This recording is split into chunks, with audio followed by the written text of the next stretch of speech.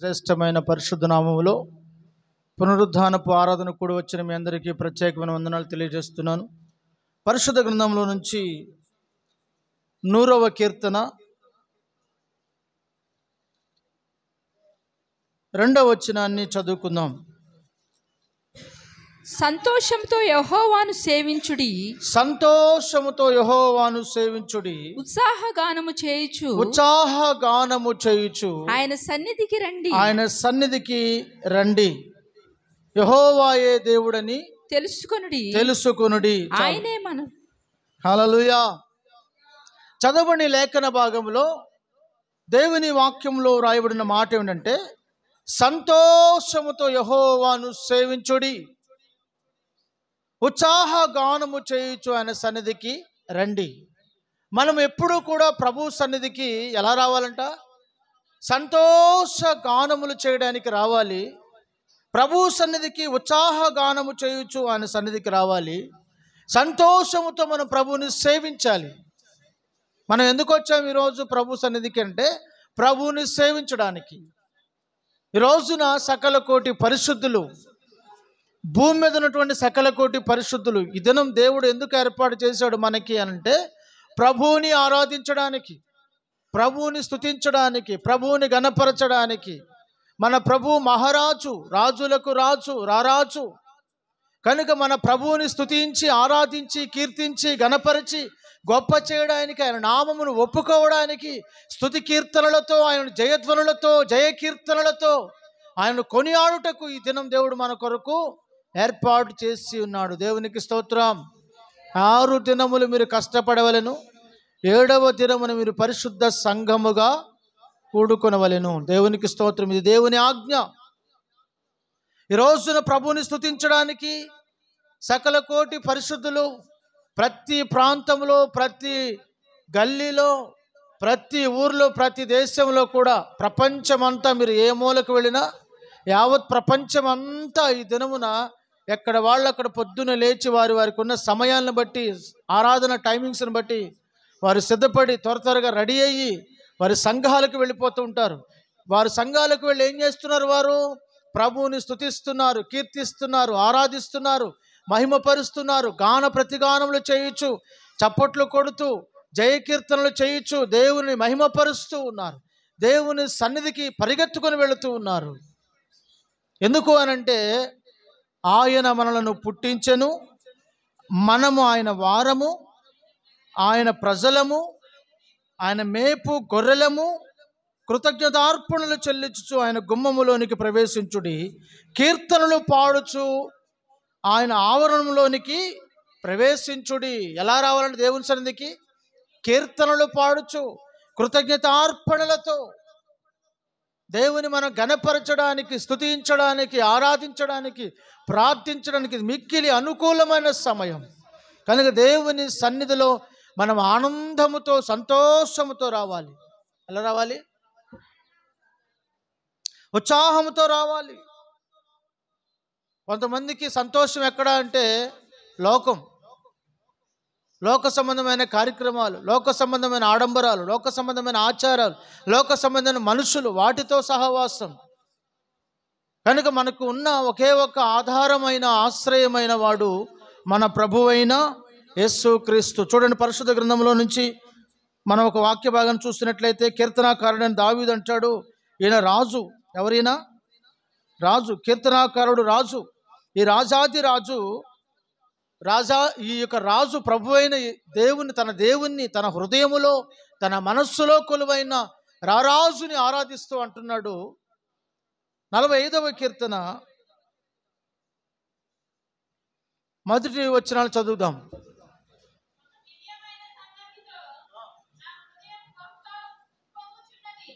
ఒక దివ్యమైన సంగతితో నా హృదయము బహుగా ఉప్పొంగుచున్నది, నేను రాజును గూర్చి రచించిన దాన్ని పలికెదను అంటున్నాడు. చూసారా, ఈయనే ఒక రాజు. ఈయన ఏ రాజు? భూ సంబంధమైన రాజు. కానీ తన హృదయములో కొలువైన ఆత్మ సంబంధమైన రాజు ఉన్నాడు. ఆయన రాజులకు రారాజు, ప్రభువులకు ప్రభువు. కనుక రాజాది రాజుని అంటున్నాడు, ఇదిగో నా హృదయము ఒక దివ్యమైన సంగతితో నా హృదయం ఉప్పొంగుచున్నది. నేను రాజును గూర్చి రచించిన దాన్ని పలుకుతాను. నా రాజును గురించి నేను ఒక రాశాను కావ్యాన్ని. నా రాజును గురించి నేను ఒక క్రొత్త కీర్తన రాశాను. నా రాజును గురించి నేను పొగడదను, నా రాజును గురించి నేను పాడదను, నా రాజును నేను స్తుతించదనని చెప్పి తన మనస్సులో దాచబడిన ప్రభు అయిన యేసుక్రీస్తుని గురించి రాజాది రాజుని పొగుడుతూ అంటున్నాడు, ఒక దివ్యమైన సంగతితో నా హృదయము. ఏంటి నీ హృదయంలో ఉప్పొంగుతున్నది? నీ హృదయంలో ఉన్న సంతోషం ఏంటి? నీ మనస్సులో ఉన్న సంతోషం ఏంటి? కొంతమందికి బంగారం చూస్తే ఎక్కడ లేని సంతోషం, కొంతమందికి వస్త్రాలు చూస్తే ఎక్కడ లేని సంతోషం, కొంతమందికి డబ్బును చూస్తే ఎక్కడ లేని సంతోషం, కొంతమందికి అందాన్ని చూస్తే ఎక్కడ లేని సంతోషం. రకరకాల భౌతికమైన సంతోషాలు ఎన్నో ఈ లోకలు మనకు కనబడుతున్నాయి. కానీ శాశ్వతమైన సంతోషం ప్రభు సన్నిధిలో మనకు దొరుకుతుంది. లోకంలో ఎక్కడా కూడా ఎప్పుడూ కూడా ఏ సంతోషము శాశ్వతమైనది కాదు. అవన్నీ తాత్కాలికమైన సంతోషాలే, అల్పకాలమైనవి, స్వల్పమైనవి. బంధాలు, అనుబంధాలు, రాగాలు, అనురాగాలు, ఆప్యాయతలు అన్నీ సమసిపోతాయి, తొలగిపోతాయి, కనిపించవు, కంటికి కనుమరుగైపోతాయి. కానీ యేసయ్యతో నీకున్న బంధం, యేసయ్యతో నీకున్న అనుబంధం, అది శాశ్వతమైన నిత్య నిబంధనతో కూడిన బంధం. ఎన్ని యుగాలు గడిచినా, ఎన్ని తరాలు గడిచినా యేసయ్యతో నీకున్న బంధం మార్పు లేనిది, మారనిది. దేవునికి స్తోత్రం. కనుక నీ జీవితంలో ఒక దివ్యమైన సంగతితో నీ హృదయం ఉప్పొంగుచున్నట్లుగా, రాజు యొక్క హృదయం ఉప్పొంగినట్లుగా నీ మనస్సు దేని యందు ఉప్పొంగుచున్నది? నీ హృదయం దేని యందు ఆనందిస్తున్నది? నీ హృదయము, నీ మనస్సు, తలంపులు, ఆలోచనలు దేని యందు నీవు లక్ష్యం ఉంచి ఉన్నావు? వ్యర్థమైన లోక సంబంధమైనవా? ఇదిగో చూడండి, దేవుడు మనకి ప్రభువు అయిన యేసుక్రీస్తు మనకు ఒక రాజుగా ఉన్నాడు.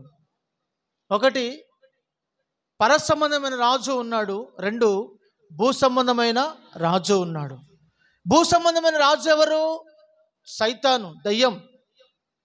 యేసు ప్రభు దగ్గరికి వచ్చి అంటుంది, ఇదిగో ఈ లోక రాజ్యముల మహిమంతయు నాకు ఇవ్వబడింది, నీవు నన్ను ఒక్కసారి మ్రొక్కునట్లయితే ఈ రాజ్యముల మహిమంతయు నేను నీకు ఇస్తాను. వాడు అధికారమును దొంగిలించాడు. లోక మహిమ వాడి చేతిలో ఉంది. వాడు భూ సంబంధమైన రాజు. మన ప్రభువు పర సంబంధమైన రాజు. హల్లెలూయా. దావీదు రాజు అయి ఉన్నాడు, కానీ తన హృదయంలో కొలువైన రారాజుని ఆరాధిస్తున్నాడు. చూడండి, అక్కడ రాయబడిన మాట మనం చదువుకుందాం. నా నాలుక త్వరగా రాయు వాని కలము వలె ఉన్నది, నరుల కంటే నీవు అతి సుందరుడవై ఉన్నావు. రాజుని గురించి వర్ణిస్తున్నాడు. తన మనస్సులో ఉన్న దైవాన్ని ఆరాధిస్తున్నాడు. తన మనస్సులో ఉన్న ప్రతిరూపాన్ని పొగడుతూ ఉన్నాడు. తన మనస్సులో ఉన్నటువంటి దివ్యమైన సౌందర్యాన్ని నాలుకతో వర్ణిస్తూ అంటున్నాడు. నా నాలుక త్వరగా వ్రాయువాని కలము వలె ఉన్నది, నరుల కంటే నీవు అతి సుందరుడవు అంటున్నాడు. మనం ఏదైనా ఒక అందమైన వస్తువును చూసినప్పుడు ఎంత బాగుంది అంటాం. ఒక అందమైన అబ్బాయిని చూసినప్పుడు, అమ్మాయిని చూసినప్పుడు ఎన్నెన్నో వర్ణిస్తూ ఉంటాం. చక్కని పిల్లవాడు పుట్టినప్పుడు ఆ పిల్లవాడు చక్కగా ముద్దుగా, బొద్దుగా, ఎర్రగా ఉన్నప్పుడు చూసినప్పుడు ఆ పిల్లల గురించి మనం ఎంత పొగుడుతామో. కానీ భౌతికమైన కొంతకాలం ఉండి నశించిపోయి, కృషించిపోయే బాహ్య సౌందర్యాన్ని పొగడడం లేదు. కానీ శాశ్వతమైన తన రాజుని, నిత్యుడైన తన రాజుని, వర్ణన కందని తేజో మహిమ కలిగినటువంటి, తేజో మహిమ స్వరూపుడైనటువంటి ఆ రాజుని తను ఏమని పొగుడుతున్నాడు? నరుల కంటే నీవు అతి సుందరుడవు, నరుల కంటే నీవు అతి సుందరుడవు. మన ప్రభువు ఎంతో సుందరుడు. ఆయన సౌందర్యాన్ని ఏ నరుడు వర్ణించలేడు. వివరించలేనటువంటి సౌందర్యము కలిగిన వాడు. అంటున్నాడు, నీ పెదవుల మీద దయారసము పోయబడి ఉన్నది. ఆయన పెదవుల మీద ఏముందంట? దయారసము పోయబడి ఉన్నది అంటున్నాడు. కనుక నీ రోజున మనము దేవుని సన్నిధికి వచ్చి దేవుని ఆరాధిస్తున్న మన జీవితాల్లో మన సంతోషం ఏంటి? మన ఆనందం ఏంటి? దేని యందు మనం ఆనందిస్తున్నాం, దేని యందు మనం సంతోషిస్తున్నాం, దేనిని గూర్చి నీ హృదయం ఉప్పొంగుతూ ఉన్నది, దేనిని గూర్చి నీవు పాడుతున్నావు. సంతోషంగా ఉన్న వాడు ఏం చేస్తాడండి? పాటలు పాడతాడు.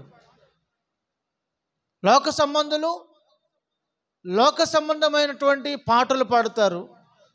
ఆత్మీయులు పరిశుద్ధుడైన రారాజును గురించి పాడుతారు. దావీదు ఆత్మీయుడు గనుక ఆత్మ సంబంధమైన పాటలు పాడుతూ ఉన్నాడు. ప్రభువును గురించి కీర్తించి పాడుతూ ఉన్నాడు. స్తుతి కీర్తనలతో, జయ కీర్తనలతో ఆరాధిస్తూ ఉన్నాడు, కొనియాడుతూ ఉన్నాడు. నా నాలుక త్వరగా వ్రాయువని కలము వలె ఉన్నది అంటున్నాడు. కనుక దావీదు తన జీవితంలో ప్రభువుని అంతరంగంలో కొనియాడుతూ, కీర్తిస్తూ, స్తుతిస్తూ, ప్రార్థిస్తూ దేవుని మీద ప్రేమ కలిగి ఉన్నాడు. దేవునికి స్తోత్రం. తన హృదయము దేవుని మీద ఆనుకుంది, తన మనస్సు దేవుని మీద ఆనుకుంది, తన వాంఛలు, కోరికలు, ఆశలు అన్నీ కూడా ప్రభువుపై ఆధారపడి ఉన్నాయి. కనుకనే దేవుడు అతని జీవితంలో గొప్ప కార్యాలు చేస్తూ వచ్చాడు. దీనస్థితి నుండి సంపన్న స్థితి తీసుకొని వచ్చాడు. గొర్రెల దొడ్డులో ఉంచి రాజుగా అభిషేకించాడు. అనేక రాజ్యముల మీద అధికారిగా చేశాడు. తర్వాత అనేక మంది శత్రువులు తనకు మిత్రులయ్యారు. అనేక మంది తన సైన్యములో చేర్చబడ్డారు. తన సైన్యములో చేర్చబడిన వారు ఎటువంటి వారంటే నలిగిన వారు, అప్పుల పాలైపోయిన వారట. దావీదు రాజు అయిన తర్వాత తనతో కూడా సైన్యము ఏర్పరచబడింది. వారు ఎవరయ్యా అంటే బలహీనులు, అప్పుల పాలైపోయిన వాళ్ళు, దీనులు. అటువంటి నలిగిన స్థితిలో, కృంగిన స్థితిలో ఉన్నవారు దావీదుతో సైన్యములో కూడా చేరి వారు యోధులుగా మార్చబడ్డారు.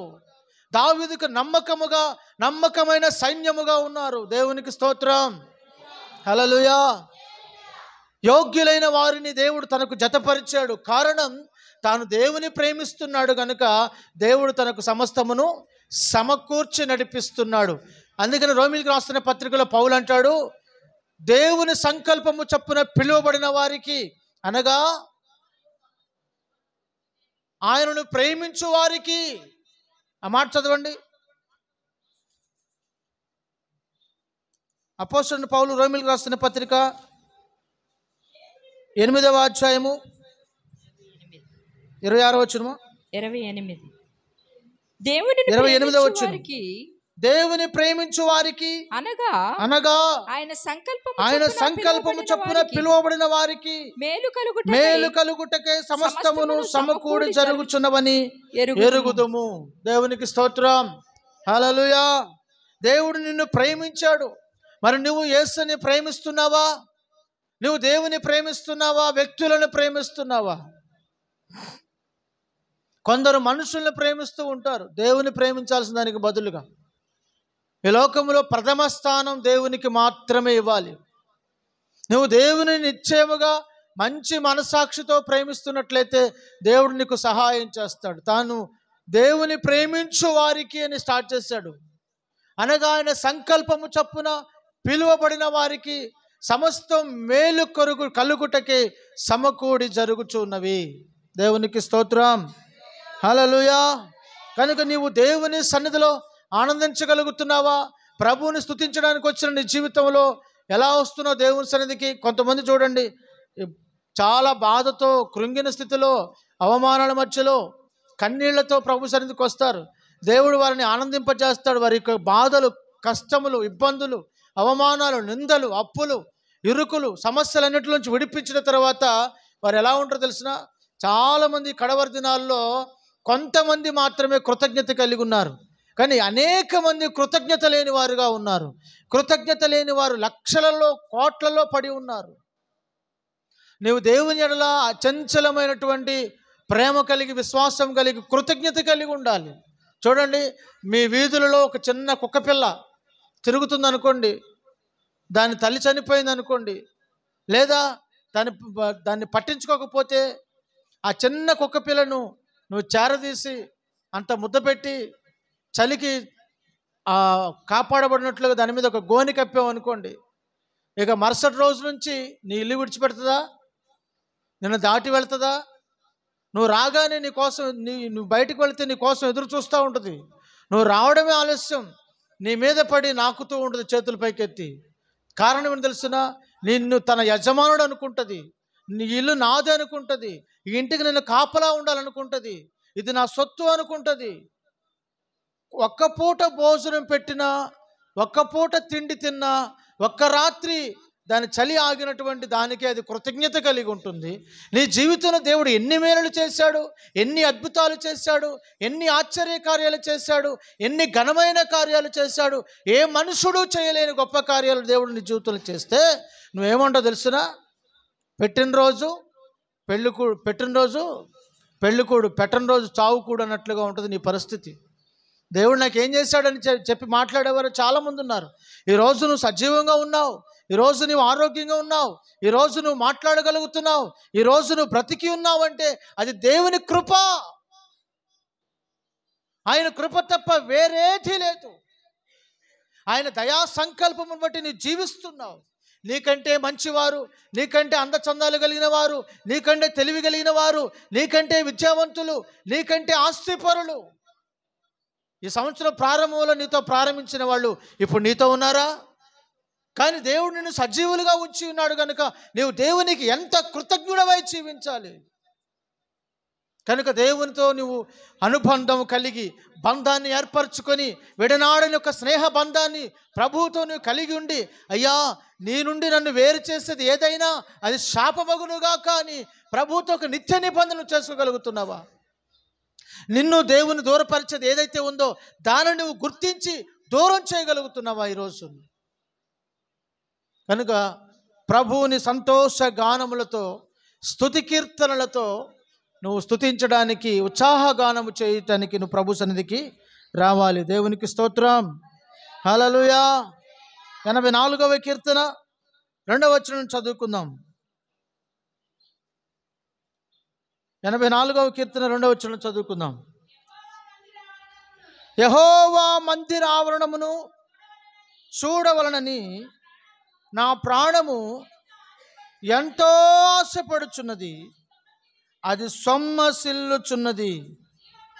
జీవము గల దేవుని దర్శించుటకు నా హృదయము నా శరీరము ఆనందముతో కేకలు వేయుచున్నది. దేవునికి స్తోత్రం. హల్లెలూయా. ఇక్కడ ఆనందం ఎందుకు అనంటే కీర్తనాకారుడు దావీదు అంటున్నాడు, నా ఆనందమైనను నా అతిశయమైనను నీవే. నీ ఆనందము ఎక్కడా? ఈరోజు నువ్వు ఎక్కడ ఆనందాన్ని వెతుక్కుంటున్నావు? చాలామంది ఆనందాన్ని వెతుకుతున్నారు. ఎక్కడ ఆనందం దొరుకుతుంది, ఎక్కడ సంతోషం దొరుకుతుంది, ఎక్కడ కొంచెం హ్యాపీనెస్ దొరుకుతుందని చెప్పి జనులు పరిగెడుతున్నారు. ఎక్కడ నాకు సంతోషకరమైన జీవితం దొరుకుతుందని పరిగెడుతున్న దినాలలో దావీదు అంటున్నాడు, నీ మందిర ఆవరణమును చూడవలనని ఎంతో నా ప్రాణము ఎంతో ఆశపడుచున్నది, అది సొమ్మసిల్లుచున్నది. జీవము గల దేవుని దర్శించుటకు నా శరీరము నా హృదయము ఆనందముతో కేకలు వేయుచున్నది అంటాడు. చూసారా, తన ఆనందం ఎక్కడంటే దేవుని దర్శించుటలో ఆనందం. ఎక్కడ ఆనందం? దేవుని మందిరములో ఆనందం, దేవునితో మాట్లాడడం ఆనందం, దేవుని ముఖదర్శనం చేయడం తనకు ఆనందం. నీ సన్నిధిలో నేనుంటే చాలయ్యా, నీతో నేనుంటే చాలయ్యా, నీ మందిరంలో నేను గడిపితే చాలయ్యా అని తను కోరుకుంటూ ఉంటున్నాడు. అంటాడు, నేనైతే నా మటుకు నేనైతే నీ మందిర ఆవరణములో పచ్చని ఒలీవ చెట్టు వలె ఉన్నాను అంటున్నాడు. నేను చిరకాలము నీ మందిరములో నివాసము చేయగోరుచున్నాను అంటున్నాడు. నా బ్రతుకు దినములన్నీ కృపాక్షేమములు నా వెంట వచ్చినట్లుగా నీ సన్నిధిలో నేను ఉండాలి అని కోరుకుంటున్నాను అంటున్నాడు. దావీదు తన ఆనందాన్ని, తన సంతోషాన్ని దేవునితోనే వ్యక్తపరుచుకున్నాడు. దేవుడు తనకు ఒక స్నేహితుడిగా భావించాడు. దేవుడు కూడా అతన్ని స్నేహితుడిగానే భావించాడు.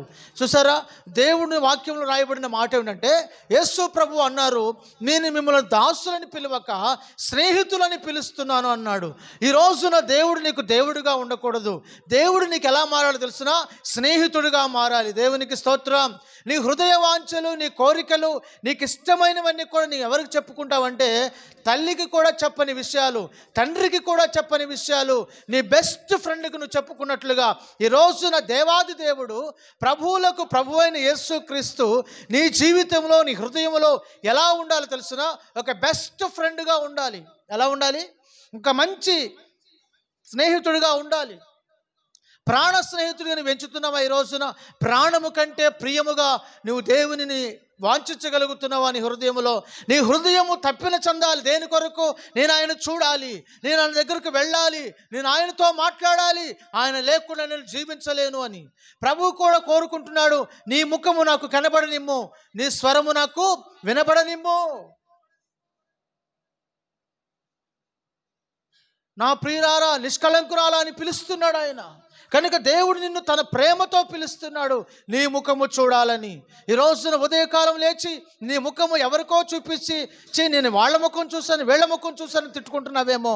కానీ నువ్వు ఉదయకాలం లేచి నువ్వు మనుషుల ముఖము కాదు, దేవుని సముఖమునకు వెళ్ళి దేవుని సముఖములందు నీవు ఆయన ముఖమును చూడగలిగితే ఆయన నీ ముఖమును చూస్తాడు. దేవునికి స్తోత్రం. హల్లెలూయా, హల్లెలూయా.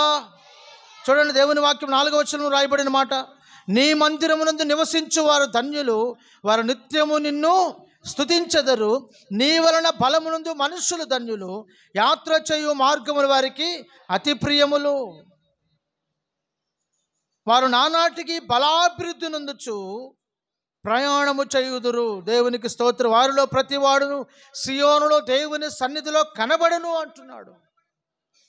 దేవుని స్తుతించువారు, దేవుని ఆరాధించువారు, దేవుని కీర్తించువారు, దేవుని ప్రార్థించువారు, దేవుని సముఖమందు కనబడువారు, దేవుని సన్నిధిలో కన్నీరు కార్చువారు, రోధించువారు, వేదన పొందువారు అందరూ కూడా ఆయన సముఖములో కనబడుతున్నారు. ఆయన నిత్యమైన సన్నిధిలో కనబడుతూ ఉన్నారు. వారి కన్నీటిని ప్రభు నాట్యముగా మార్చబోతున్నాడు. వారి ప్రతి బాష్ప బిందువులో తుడిచివేసి వారిని ఆనంద తైలముతో అభిషేకించువాడుగా ఉన్నాడు.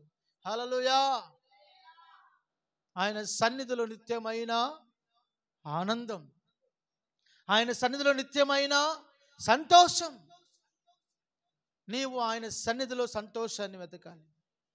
మనుషుల సంతోషాలన్నీ, మనుషుల దగ్గర దొరికే సంతోషాలన్నీ తాత్కాలికమైనవే.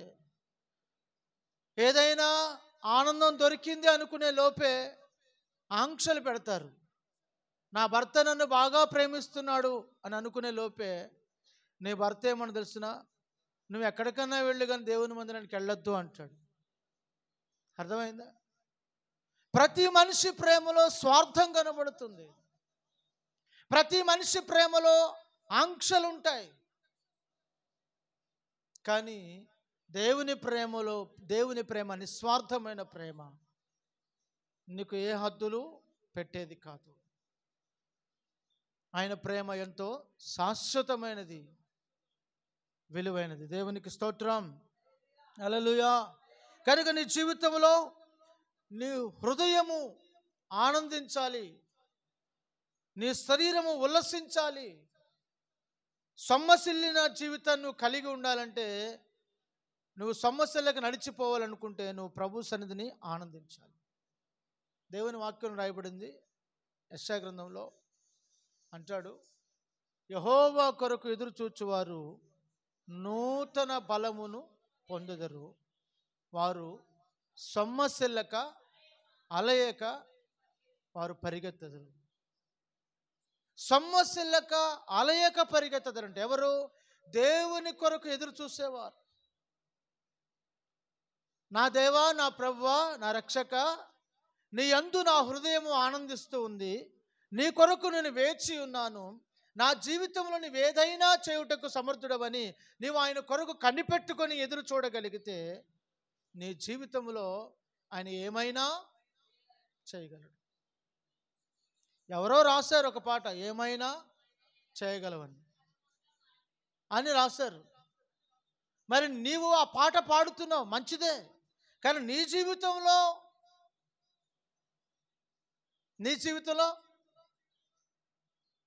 పాట పాడుతున్న నీ జీవితంలో ప్రశ్నార్థకంగా మిగిలిపోయింది ఆ పాట.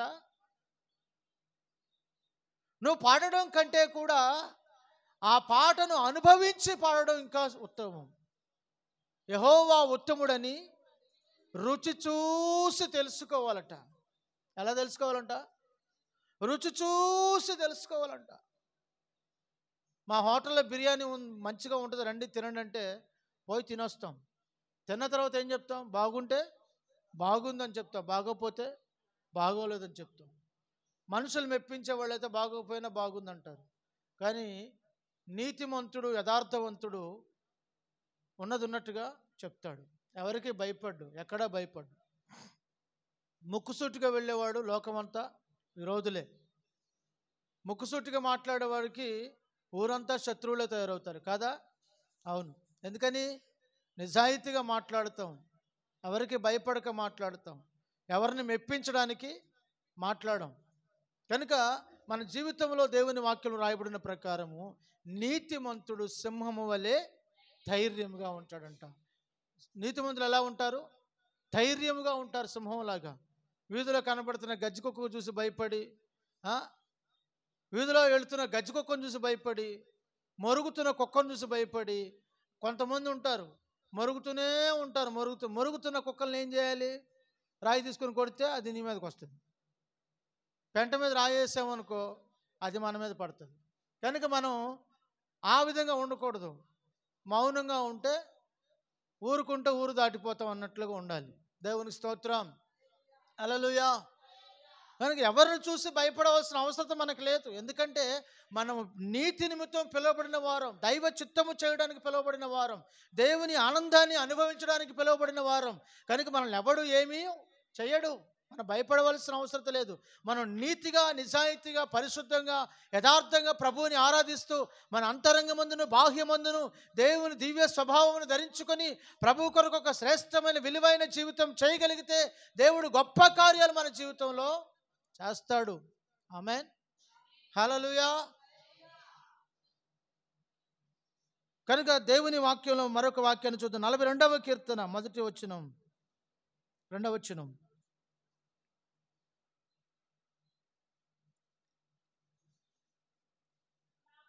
దేవుని కొరకు తృష్ణగొనుచున్నది, నా ప్రాణము దేవుని కొరకు ఏమవుతుందంట? తృష్ణగొనుచున్నది. జీవము గల దేవుని కొరకు తృష్ణగొనుచున్నది. దేవుని సన్నిధికి నేను ఎప్పుడు వచ్చేదను? ఆయన సన్నిధిని నేను ఎప్పుడు కనపడేదను అంటున్నాడు. చాలు సరే. దేవుని కొరకు ఆశపడుతూ ఉన్నాడు. ఎవరు?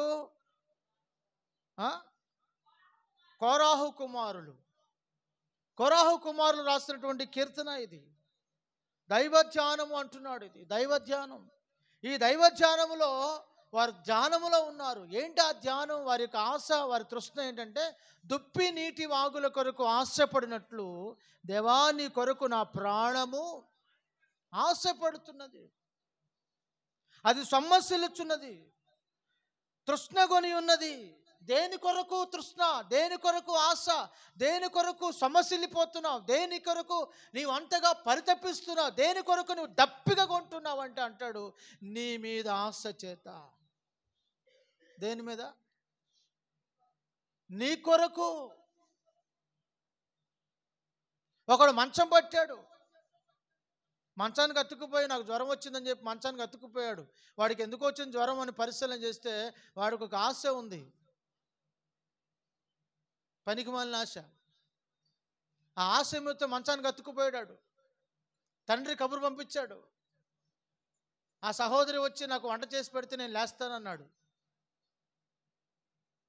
సహోదరి మీద ప్రేమ కాదు, వారి హృదయములో ఒక వాంఛ.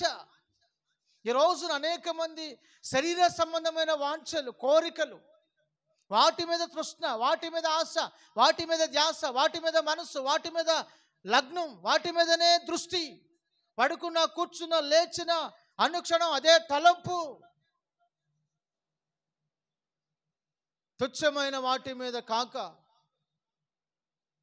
నిశ్చలమైన దేవుని రాజ్య సంబంధమైన విషయాలపైన, శాశ్వతమైన వాటి మీద నీ దృష్టి పెట్టి, శాశ్వతమైన వాటి మీద నీ మనస్సు పెట్టి, పైనున్న వాటిని మీరు వెదకుచు, ఆయన నీతిని రాజ్యముని శరీరమందు జరిగించుచు, ఆయన పరిశుద్ధ మార్గములో నడుచుచు, ఆయన ఆలోచన చప్పున నడిపించబడుతూ ప్రభు కొరకు సాక్షిగా జీవించాలి అంటున్నాడు. చదవన్న వాక్య భాగాన్ని, జీవము గల దేవుని కొరకు నా ప్రాణము దేవుని కొరకు తృష్ణగొని ఉన్నది. జీవము గల దేవుని కొరకు తృష్ణగొని ఉన్నది.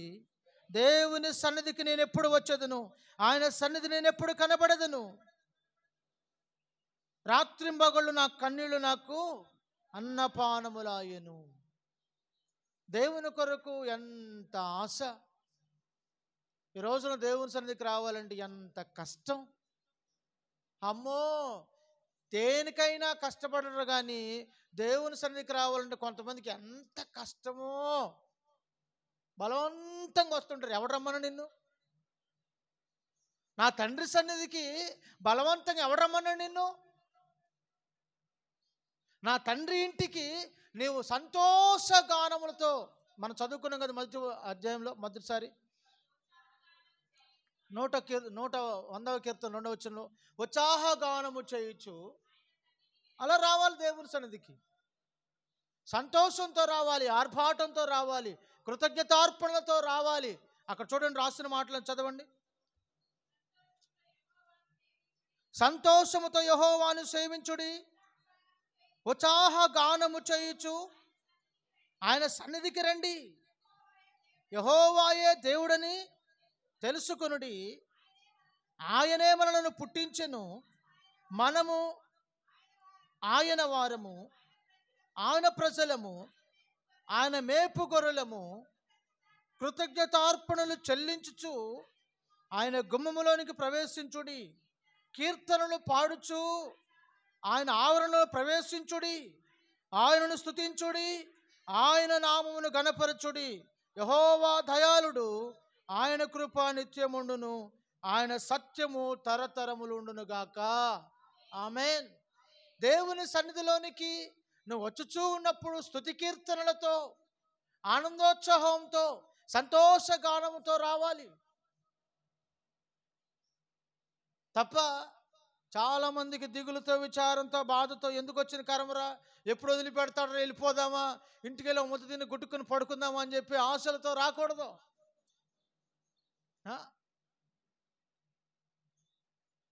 రాకపోతే పాస్టర్ గారు ఏమైనా అనుకుంటారా, రాకపోతే దేవుడు ఏమైనా కీడు చేస్తాడా, ఈ భయంతో కాదు నువ్వు దేవుని సన్నిధికి రావాల్సింది. దేవుని సన్నిధికి సంతోషముతో, ఉత్సాహంతో రావాలి. ఆయన మీద ఆశతో రావాలి, ఆయన మీద తృష్ణతో రావాలి. ఆయన కొరకు ఆశ కలిగినట్టు వారు ధన్యులు. వారి కోరికలను దేవుడు నెరవేర్చువాడు. దేవునికి స్తోత్రం, హల్లెలూయా. కనుక నేనెప్పుడు దేవుని సన్నిధికి వచ్చేదను, నేనెప్పుడు నీ సన్నిధికి వచ్చేదనని ఆశతో వచ్చి దుప్పినీటి వాగుల కొరకు ఆశపడినట్లు వారి ప్రభు కొరకు ఏమవుతున్నారంట, ఆశపడుతూ ఉన్నారంట. 63వ కీర్తన 1-2 వచనాలు చదువుకుందాం. 63వ కీర్తన. దేవా నా దేవుడవు నీవే, వేకువనే నిన్ను వెదకుదును. నీ బలమును నీ ప్రభావమును చూడవలనని నీ పరిశుద్ధ ఆలయమునందు నేనెంతో ఆశతో ఉన్నానయ్యా. కనిపెట్టుకుంటున్నాను. ఎలా కనిపెట్టాలంటే దేవుని సన్నిధిలో ఆశగా, ఆశగా.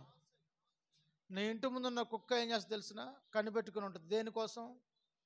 మంచి బిర్యానీ వండుకున్నావు, గుమగుమలాడి బిర్యానీ వండుకున్నావు అనుకో, అది ఇంటి ముందు కూర్చొని చూస్తూ ఉంటుంది. వంట అయిపోయిన తర్వాత మీరు అందరూ తింటూ ఉండి చూస్తూ ఉంటుంది. ఒకళ్ళ తర్వాత ఒకళ్ళు తింటూ ఉంటే చూస్తూ ఉంటుంది. మీరు ముద్దలు తింటూ ఉంటే మీ ముద్దలు లెక్క పెడతా ఉంటుంది. మీ ముందు కూర్చొని అనుకుంటూ ఉంటుంది మనసులో, వీళ్ళు అందరు తినేసిన తర్వాత మిగిలిపోయిన నాకు వేస్తారులే అని ఎదురు చూస్తూ ఉంటుంది.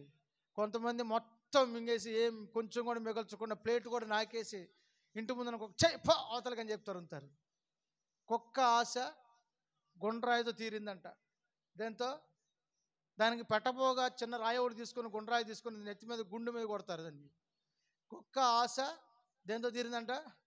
గుండ్రాయితో తీరిందంట. కొంతమంది అట్లా ఉంటారు. కానీ నువ్వు దేవుని కొరకు ఎలా కనిపెట్టుకున్నాడంట? ఆశతో. నీ ఆశను దేవుడు భంగం చేయడు. నీ ఆశను దేవుడు నెరవేర్చకుండా ఉండడు. దేవుని వాక్యం రాయబడింది, నీతిమంతుని ఆశ భంగము కానేరదు అని రాయబడింది.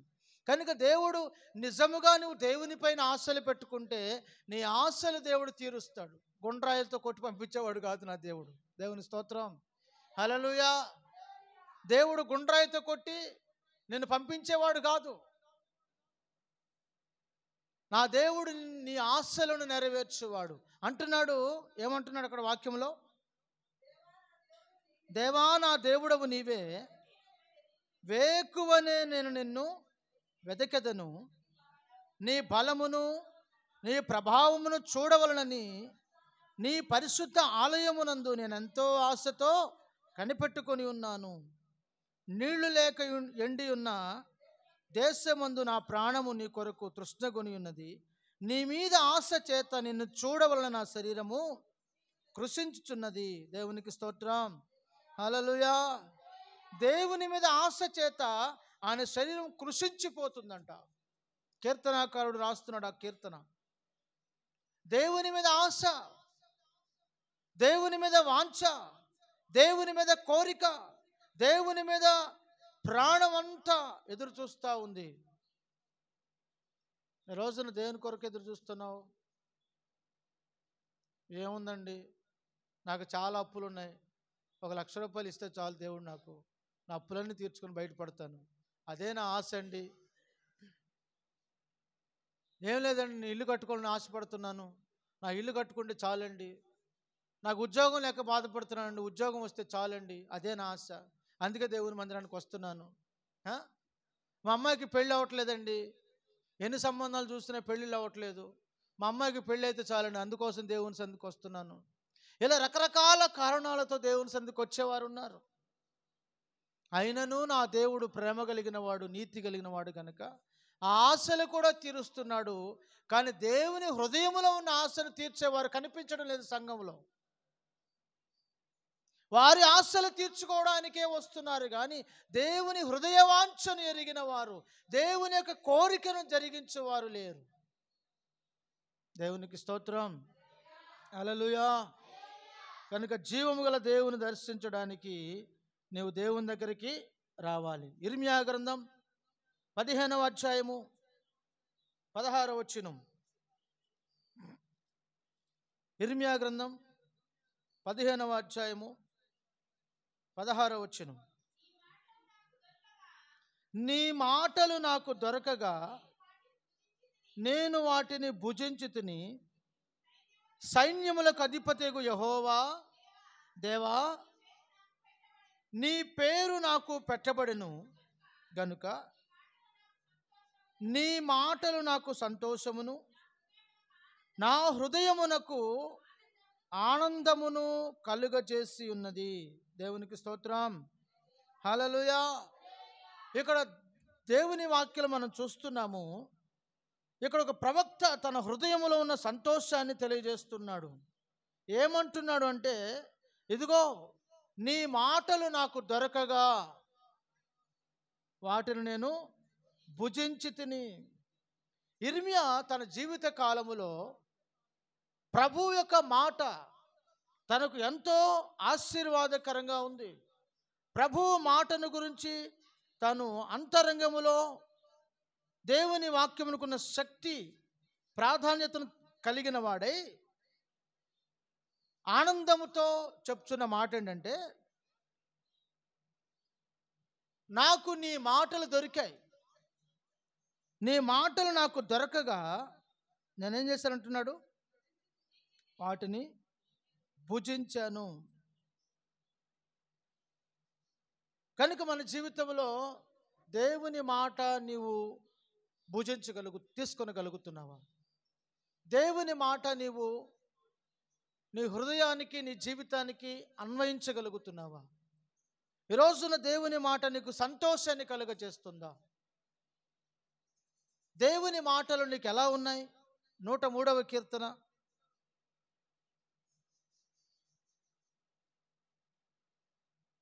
103వ కీర్తన మొదటి వచనం చదవండి.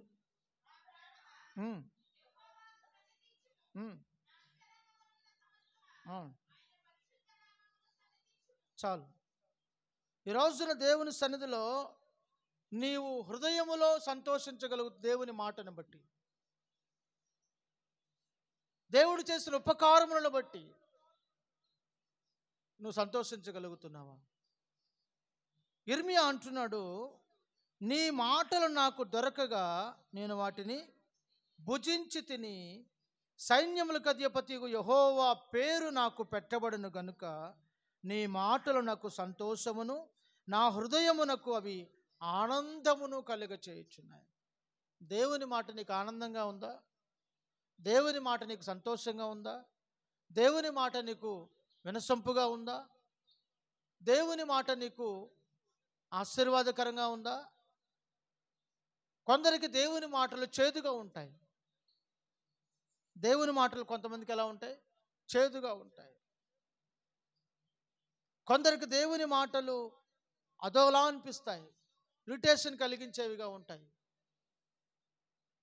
ఇంకా వేరే ఏ మాటలని చెప్పు, ఏ పాటలైనా పెట్టు, అవి వినసంపుగా ఉంటాయి. నేటి దినాలలో ప్రజల పరిస్థితి ఎలా ఉందో తెలుసా? బూతు మాటలేమో నీతి మాటల్లాగా ఉన్నాయి, బూతు పాటలేమో నీతి పాటల్లాగా ఉన్నాయి, నీతి మాటలేమో బూతు మాటల్లాగా ఉన్నాయి, బూతు పాటలేమో నీతి మాటల్లాగా వినబడుతున్నాయి. మారిపోయింది కాలం, మనుషులు మారిపోయారు.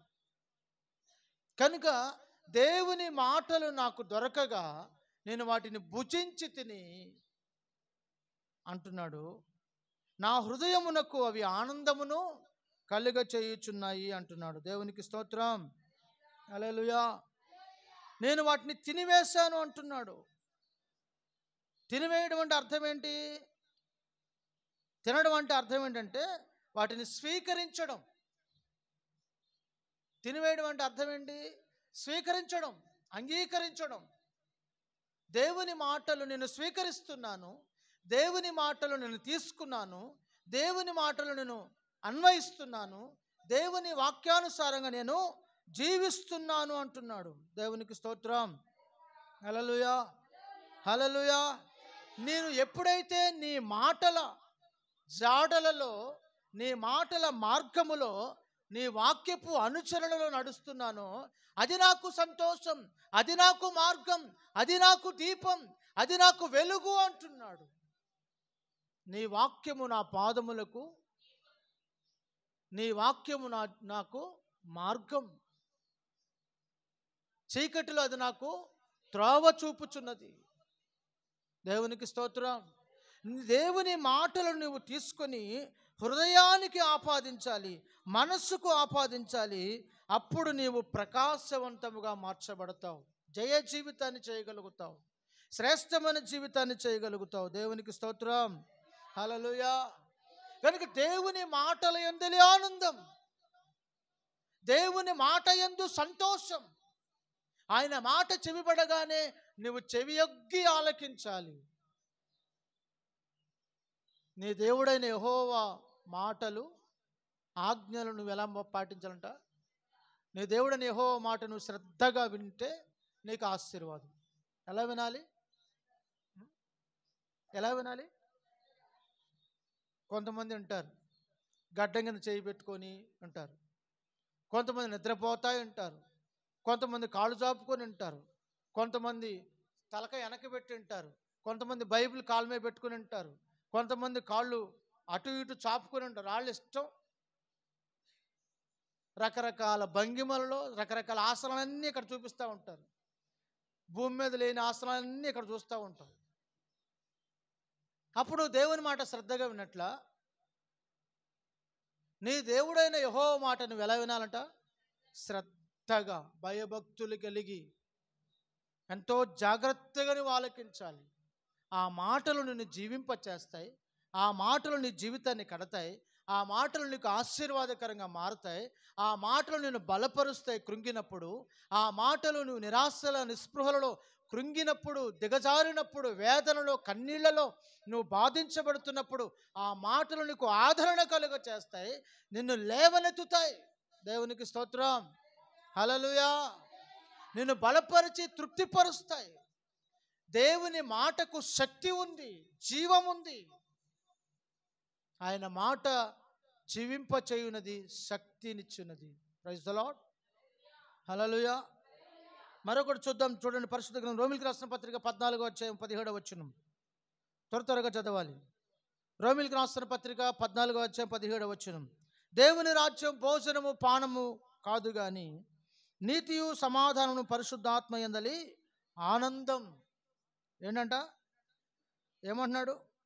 దేవుని రాజ్యము యొక్క అంతరంగిక స్వభావం తెలియజేస్తూ అంటున్నాడు. దేవుని రాజ్యమును గురించి అంటున్నాడు. దేవుని రాజ్యం భోజనము పానము కాదు కానీ పరిశుద్ధాత్మ యందలి ఆనందం, నీతి, సమాధానం. దేవుని రాజ్యం అంటే ఏంటి? దేవుని రాజ్యం ఎక్కడుంది ఇప్పుడు? దేవుని రాజ్యం ఎక్కడుంది? ఇదిగో మన మధ్యలోనే దేవుని రాజ్యం ఉంది. మనమే ఆయన రాజ్యం, మనమే ఆయనకు ఒక రాజ్యం. నీ రాజు నీ మధ్యలో ఉన్నాడు, నీ ప్రభువు నీతో ఉన్నాడు. ఎక్కడ ఇద్దరు ముగ్గురు కూడి వారి మధ్యలో, నీ మధ్యలో ఆయన ఉన్నాడు. నీ రాజు నీతిపరుడు, నీ రాజు పరిశుద్ధుడు. కనుక నీ రాజును గురించి నువ్వు జయకీర్తన పాడగలుగుతున్నావా? పరిశుద్ధాత్మ యందలి ఆనందం. పరిశుద్ధాత్ముడు ఎక్కడున్నాడు? పరిశుద్ధాత్ముడు ఎక్కడున్నాడు? మన చుట్టూ తిరుగుతున్నాడా? పరిశుద్ధాత్ముడు మనలో ఉన్నాడు, మనతో ఉన్నాడు. కనుక దేవుని రాజ్యం భోజనము పానము కాదు కానీ నీతియు, అంటే ఎవరైతే నీతిని జరిగిస్తున్నారో, ఎవరైతే సమాధానంగా ఉంటున్నారో, నీతియు సమాధానమును పరిశుద్ధాత్మ యందలి ఆనందమునై ఉన్నది. నువ్వు ఎవరి యందు ఆనందించాలి? ఒకటి, దేవుని సన్నిధిని గురించి ఆనందించాలి, దేవుని మందిరమును గురించి ఆనందించాలి. 2, దేవుని వాక్యమును గురించి నీవు ఆనందించాలి. 3, పరిశుద్ధాత్మ యందు నీవు ఆనందించాలి. దేవుని సన్నిధికి ఆనందంతో రావాలి, ఆనందముతో నీవు ఆరాధించాలి. 2, నీవు దేవుని సన్నిధిలో ఆనందాన్ని వెతకాలి. 3, దేవుని వాక్యములో నీవు ఆనందించాలి. 4, పరిశుద్ధాత్మ యందలి నీవు ఆనందించాలి. నేను త్వరగా ముగిస్తున్నాను. ఇంకొక మాట చెప్పి మనం చదువుకుని ముందుకు వెళదాం. చూడండి, పరిశుద్ధ గ్రంథంలో నుంచి ఫిలిప్పీలకు రాసిన పత్రిక 1వ అధ్యాయము 3, 4, 5, 6 వచనాలు చదువుకుందాం.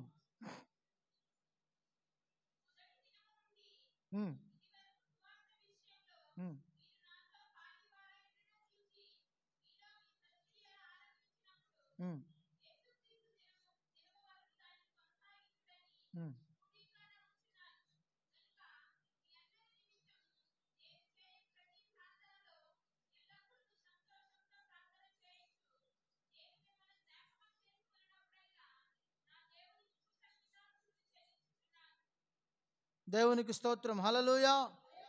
3వ వచనం అంటున్నాడు. మొదటిది ఏమంటున్నాడు అంటే 3వ వచనంలో, ఇదివరకు సువార్త విషయంలో మీరు నాతో పాలువారి ఉన్నట్టు చూచి ఆనందిస్తున్నాను అంటున్నాడు పౌలు. మీరు నాతో శ్రమపడుతున్నారు కనుక మిమ్మల్ని బట్టి నేను ఆనందిస్తున్నాను అంటున్నాడు. సేవకుని యొక్క ఆనందం ఏంటి? సేవకుని యొక్క ఆనందం ఏంటి? విశ్వాసులే ఆనందం. విశ్వాసులు వచ్చి పోయే వాళ్ళైతే ఆనందపడతాడా సేవకుడు? విశ్వాసులు పరిచర్యలో సహకరించేవారైతే, విశ్వాసులు ప్రార్థనలో సహకరించేవారైతే, విశ్వాసులు సంఘక్రమాల్లో పాలు పొందేవారైతే సేవకునికి సంతోషం. పౌలు గారు అంటున్నాడు, మొదటిది, మీరు సువార్త విషయంలో నాతో పాలువారైనట్టు చూచి సంతోషించుచున్నాను అంటున్నాడు. 2వది అంటున్నాడు, మీలో సక్రియలు ప్రారంభించినటువంటి యేసుక్రీస్తు దినం వరకు వాటిని కొనసాగించుచున్నానని రూఢిగా నమ్ముచున్నాను అంటున్నాడు. అంటే మీలో సక్రియలు చూసి ఆనందిస్తున్నాడు దైవజనుడు. హల్లెలూయా. 1, సేవకునితో సహకారం. 2, మీరు దేనిని బట్టి?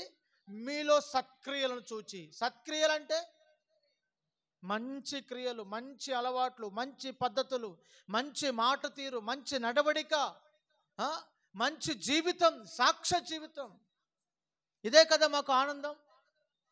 మేము చెప్తున్న ఈ వాక్యము మీలో నిష్ఫలమైనట్లయితే మాకేంటి లాభం? మా ఆనందమైనను మా అతిశయమైనను మీరే. ప్రభు ఎదుట మాకు జీవకిరీటం మీరే.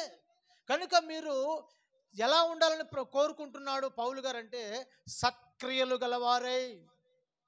ఏ క్రియలు? సత్క్రియలు. సత్క్రియలు మెందు ఆరంభించింది ఎవరు? మీలో సత్క్రియలు ప్రారంభించింది ఎవరు? ప్రభువు. ఆయన ప్రారంభించాడు. ఆ సత్క్రియలు మీరు ఆయన వచ్చేంత వరకు కూడా వాటిని జాగ్రత్తగా కొనసాగించాలి. మీరు సత్క్రియలు కలిగిన వారు కనుక నేను సంతోషిస్తున్నాను అంటున్నాడు, నేను ఆనందిస్తున్నాను అంటున్నాడు. 5వ వచనం మనం చూస్తున్నట్లయితే, మీ అందరి నిమిత్తం నేను ప్రార్థనలు ఎల్లప్పుడూ సంతోషముతో ప్రార్థన చేయుచున్నాను. నేను మిమ్మల్ని జ్ఞాపకము చేసుకున్నప్పుడు నా దేవునికి కృతజ్ఞతాస్తుతులు చెల్లించుచున్నాను అంటున్నాడు. పౌలు యొక్క ఆనందం ఏంటి తెలిసిన? ప్రార్థనలో ఆనందపడుతున్నాడు. హల్లెలూయా. పౌలు ఎక్కడ ఆనందిస్తున్నాడు? విశ్వాసులను మనసుకు తెచ్చుకుంటున్నాడు ప్రార్థనలో. విశ్వాసులను, వారి సంఘం అంతటిని, వారి పేర్లను, వారి క్రియలను, వారి వ్యాపారమును, వారి వృత్తిని, వారి క్రియలన్నిటినీ కూడా ప్రార్థనలో మనసుకు జ్ఞప్తికి తెచ్చుకొని, జ్ఞాపకమునకు తెచ్చుకొని దేవునికి కృతజ్ఞతాస్తుతులను చెల్లిస్తున్నాడు ప్రార్థనలో. దేవునికి స్తోత్రం. హల్లెలూయా. ఈ రోజున నీ ఆనందం ఎక్కడా అంటే రకరకాల స్థలాలలో కాదు. నీ ఆనందం ప్రార్థనలో నీవు ఆనందించగలగాలి. ప్రార్థనలో నువ్వు దేవుని స్తుతించగలగాలి. నువ్వు ప్రార్థన చేస్తూ ఉన్నప్పుడు దేవుడిని జీవితంలో చేసిన ఉపకారములను బట్టి, దేవుడిని జీవితంలో చేసిన మేలులను బట్టి, దేవుడిని జీవితంలో చేసిన గొప్ప కార్యములను బట్టి కృతజ్ఞతతో నిండిన, ఆనందముతో నిండిన, సంతోషముతో నువ్వు దేవుని సన్నిధిలో కన్నీరు విడిచుచు ఆనంద బాష్పములు నీ కన్నీటి నుంచి జలజల రాలాలి. దేవునికి స్తోత్రం. హల్లెలూయా. ఇవి కన్నీళ్లు కాదండి, ఆనంద బాష్పాలు అని చెప్పగలిగిన స్థితిలోనికి ఆనందముతో నీవు కన్నీళ్లు విడవగలగాలి. తనకున్న సంఘాన్ని బట్టి, తనకున్న ప్రార్థనా జీవితాన్ని బట్టి తను ప్రార్థనలో ఆనందిస్తూ ఉన్నాడు. ప్రార్థనలో ఆనందం, ప్రార్థనలో ఆనందం. ఈ రోజున నువ్వు ప్రార్థనలో దేవుని సన్నిధిలో ఆనందించగలుగుతున్నావా? ప్రార్థన చేయగలుగుతున్నావా? ప్రార్థన అంటే కొంతమందికి ఎట్లా ఉంటుంది తెలిసిన? ముళ్ళ మీద కూర్చున్నట్టు ఉంటుంది. ప్రార్థన చేయడం అంటే కొంతమందికి చాలా అభ్యంతరకరంగా ఉంటుంది. ప్రార్థన నడవదు. 5 నిమిషాలు ప్రార్థన చేస్తే 6వ నిమిషానికి నిద్ర వచ్చేస్తుంది, కళ్ళు మూసుకుపోతాయి. కొంతమంది ప్రార్థన చేయమంటే ప్రార్థన పెదవులైతే ప్రార్థన చేస్తుంటాయి కానీ మనసు ఎక్కడో తిరుగుతూ ఉంటుంది. పెదవులు ప్రభా ప్రభా ప్రభా ప్రభా ప్రభా ప్రభా ప్రభా ఇంతే. పెదవులు మాత్రం పలుకుతూనే ఉంటాయి టప టప టపమని, కానీ మనసు మాత్రం ఎక్కడెక్కడో తిరిగి వస్తూ ఉంటుంది, నిద్ర వస్తూ ఉంటుంది, ఏవేవో గుర్తొస్తుంది, పనికిమాల చెత్త అంతా మైండ్లో ఉంటుంది. ప్రార్థనలో ఆనందము లేని జీవితాలు. నువ్వు ప్రభు సన్నిధిలో ఆనందించగలుగుతున్నావా? వాక్యములో ఆనందించగలుగుతున్నావా?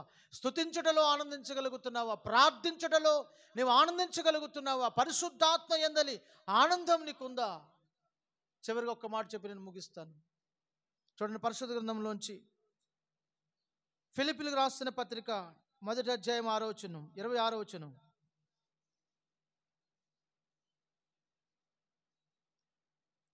అపోస్తలుడైన పౌలు ఫిలిప్పీలకు రాసినటువంటి పత్రిక 1వ అధ్యాయం 26వ వచనం.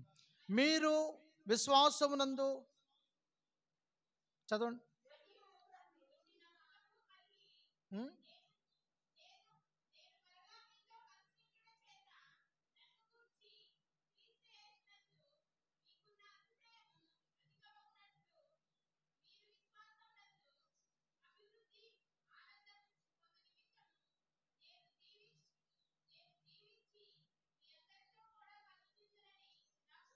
దేవునికి స్తోత్రం. హల్లెలూయా.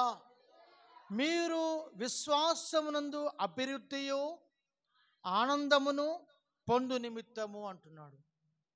మనం దేని విషయంలో ఆనందించాలి? విశ్వాసము అభివృద్ధి చెందుటలో ఆనందించాలి. నీ విశ్వాసం అభివృద్ధి చెందుతుందా? మీరు విశ్వాసములో అభివృద్ధి చెందితే మాకు అది ఆనందం. విశ్వాసులుగా ఉండకూడదు. విశ్వాసములో వృద్ధి చెందాలి. మీ విశ్వాసము క్రమక్రమముగా అంచెలంచెలుగా ఎదగాలి. మరుగుజ్జోళ్ళలాగా ఉండకూడదు విశ్వాస జీవితంలో. అభివృద్ధి లేని వారుగా ఉండకూడదు. మీరు ప్రభువుని అడిగి పొందుకోవాలి, నా విశ్వాసం వృద్ధి పొందించయ్యా అని.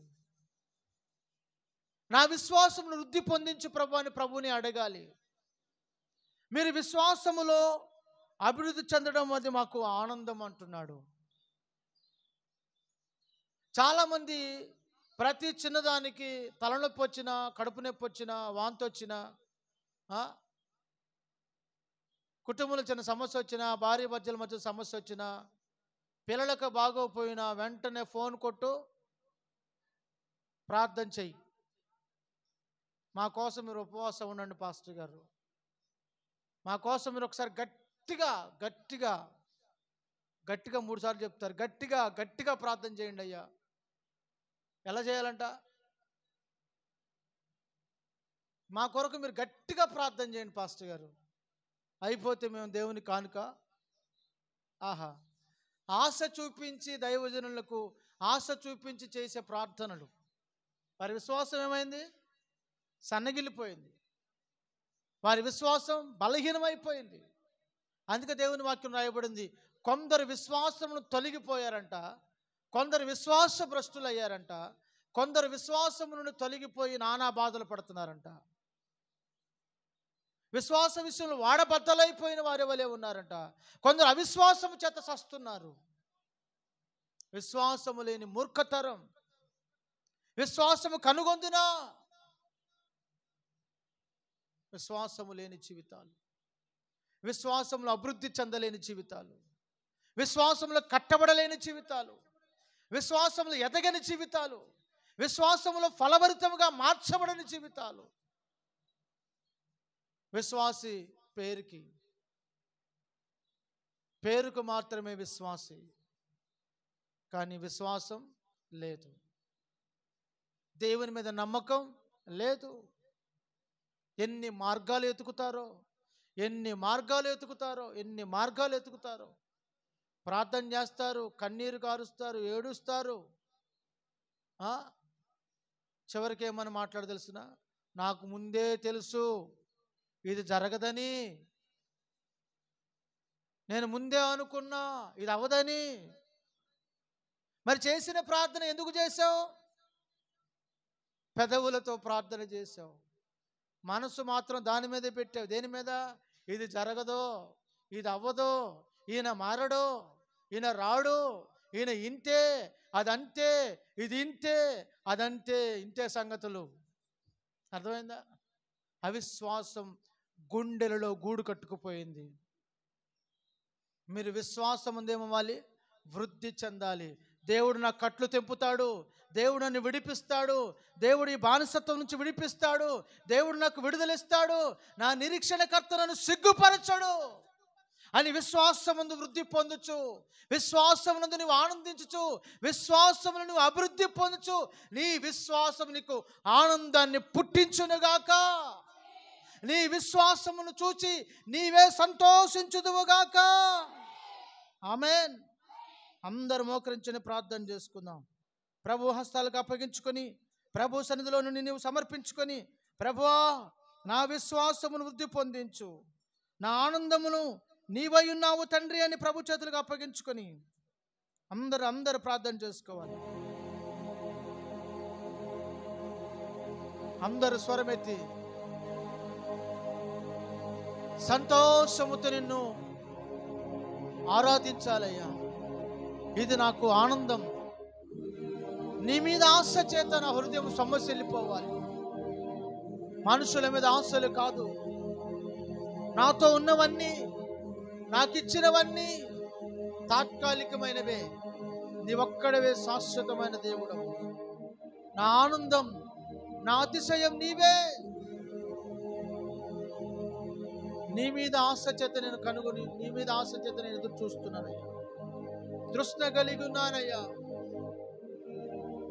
నీ మాటలు నాకు దొరకగా నేను వాటిని భుజించి తిని, అవి నాకు ఆనందమును సంతోషం. పరిశుద్ధాత్మయందలి ఆనందం. ప్రభుని అడుగు, ప్రభు సన్నిధిలో ప్రార్థన చేయి. దేవా, సంతోష గానములతో స్తుతించగలిగిన కృప దయచేయనని అందరు ప్రభుని అడుగుతూ ప్రార్థన చేసుకుంటూ, దేవా లోక సంబంధమైన విషయాలందు నేను ఆనందించక, నీ యందు నేను ఆనందిస్తూ, నీలో నేను జీవించుచు, నీ బలమును ప్రభావం వెతుకుచు ఆనందించుచు, నీ మీద ఆశ పెట్టుకొనుచు, నీ మందిర ఆవరణను చూచుచు ప్రార్థన చేసుకుందాం. దేవుని సేవకురాలు మీ కొరకు ప్రార్థన చేస్తుండగా అందరూ ప్రార్థనలు ఏకీభవించండి.